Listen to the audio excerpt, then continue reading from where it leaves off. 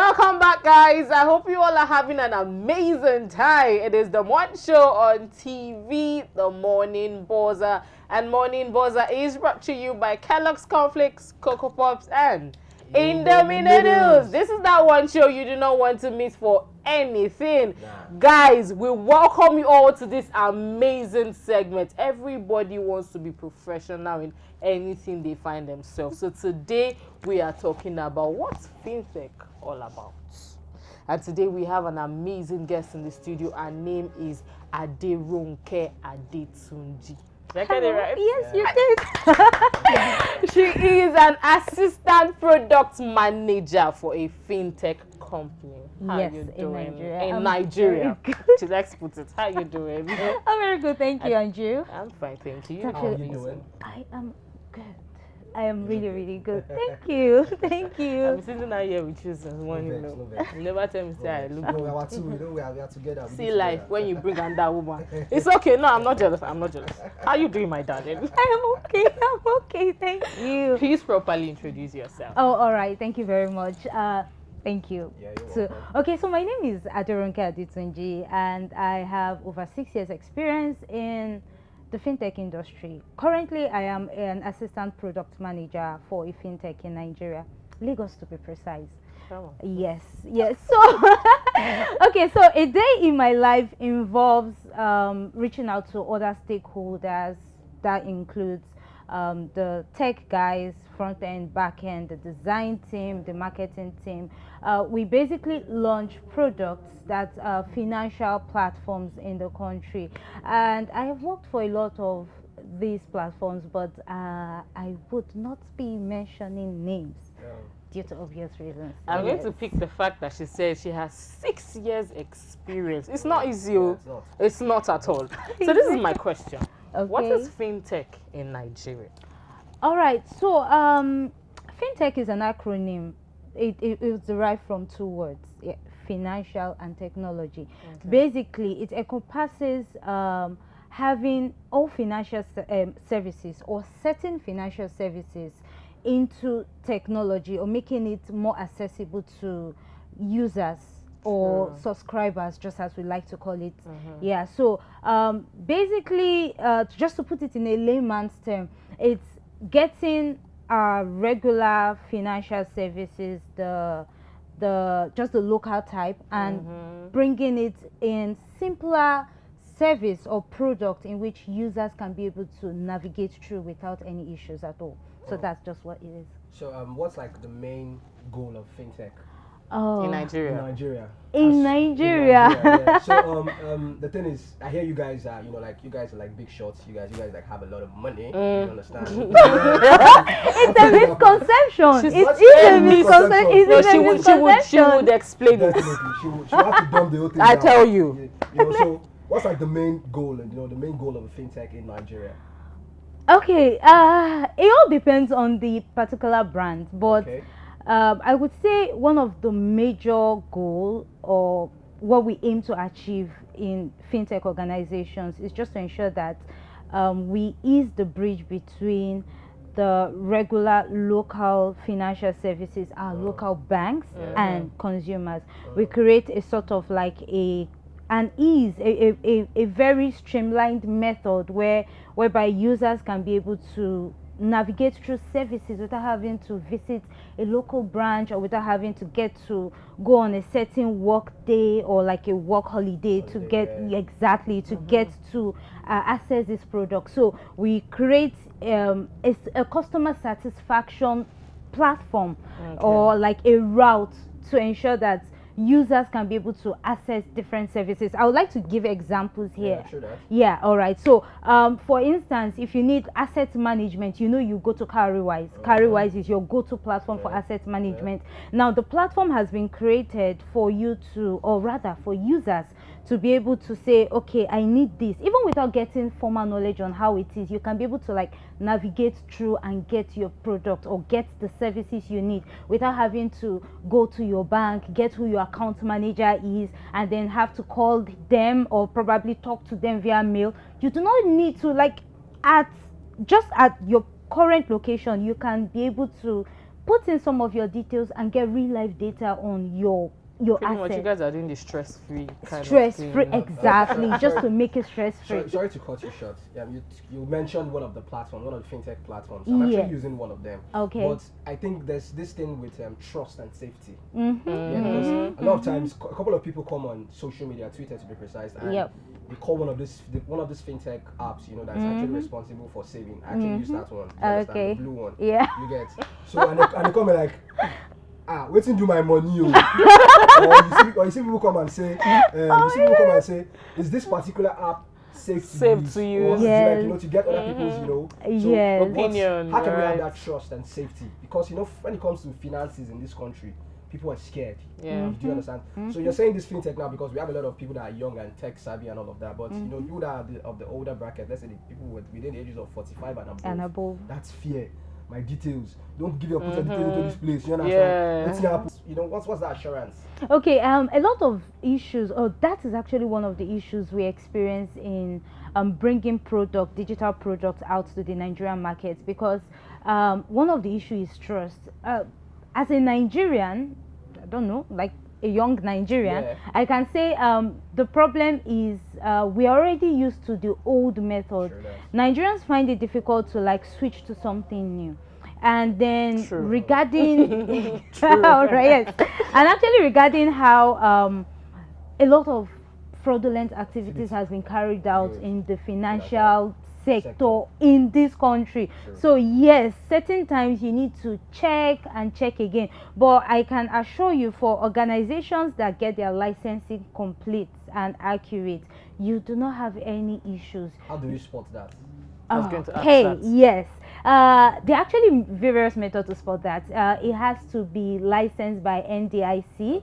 It's one of the licensing companies. Now, if you get to open any of those financial apps, you get to see it there. Usually written in little fonts. Yes, licensed by NDIC or licensed by CBN. Yes. So please, are you saying that little force, can you appeal to your people in the fintech to make it bold? Okay. So that we can see it? Yes, that is another issue. Hmm. Yes, that is another issue. I think I went to, it's sort of like a forum that was last year, a couple of weeks back, and then this was brought up because certain times you get to see this unlicensed platform also try to impute that. Yes. Yes. So what I would recommend for users out there, if there's a particular financial app or platform you are actually interested in, go down to the about, read about them, get to see if they have a license number. You can actually go on this public platforms such as CBN to check if they actually, if the license is correct. Oh, Yes. good. Yes. So once you get that, you'll be sure. But a lot of the major ones, I don't know if we are permitted to mention their names. So a lot of these major ones are actually very, very licensed, and they are correct. Now the thing is, before you go into, or before you open a financial platform or an online banking app in Nigeria, you need to deposit a certain amount of money with CBN.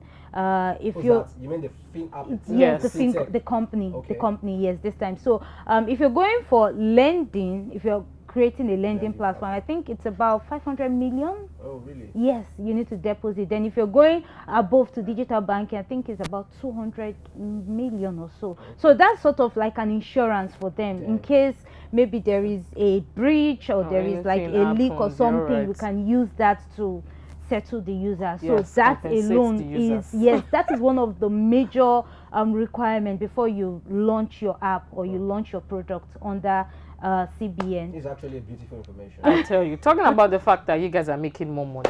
You know me, I'll talk about it. Money is good and money is important. What else? Talking about the fact that you guys are making more money, and you said, oh no, it's a misconception. Yes. I want to ask, how do you guys make your money? Oh, there are various multiple platforms, processes, channels in which you can make money. Aside the regular transaction fee, when you transfer from your bank to another bank, you're being charged transaction fee. Yes. Some other organizations offer subscription-based plans for their users, and you subscribe to a certain service, and then you're being charged for certain for a duration of time. Yes, another way is API integration. Okay, so this is a term whereby I have a product, a backend, a behind the scene app or something I've created behind the scene, and then I feel it's something that other financial services can enjoy from me. I can bring it out and say, oh, okay, you know what, you can purchase this service from me and then you pay me subscription based yearly plan. It can be like a yearly plan. Yes, so that is also a method. Now a lot of financial services go through auxiliary method of making money in. You get some that go into show business, you get some that say, okay, let's produce this extra product and then we sell this extra product. We just have various methods. We can't really use one particular line in getting, like, you just have to get you guys this are making money. the money. So it's no misconception. Leave me. So now it's no misconception. You guys are making the money. So I'm happy that we've discussed about how you guys are making your own money. Okay, so now my next question is, how can one start a fintech company? Because now Uncle has asked me that, do I want to join? I might want to. Okay, so what are the criteria? Okay, so first of all, you need to have a plan. What type of fintech company do you want to produce? I mean, there are different platforms. We have the wallet payments, we have the online banking, we have the lending banking, the facility, that's the lending platform. Now, once you have that, you need to create your team. You need to bring out your stakeholders who would help you visualize the dream you have. Most times, this starts from dream. I have a dream. I just want to help my users. I want to help my other Nigerians. So you need to bring out a team that would visualize, that will bring into physical paper what your dream is.